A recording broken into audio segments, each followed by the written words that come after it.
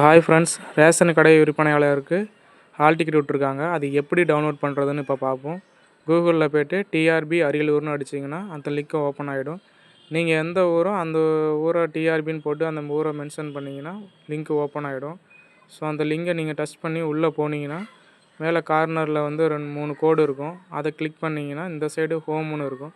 அதை டச் பண்ணி நீங்கள் மேலே தள்ளினீங்கன்னா இன்டர்வியூ ஹால் டிக்கெட்னு இருக்கும். அதை கிளிக் பண்ணிங்கன்னா யூசர் ஐடி பாஸ்வேர்டு கேட்கும். நீங்கள் அப்ளை பண்ணும்போது ஒரு மெசேஜ் வந்திருக்கும். அதில் வந்து தான் யூசர் ஐடி பாஸ்வேர்டு இருக்கும்.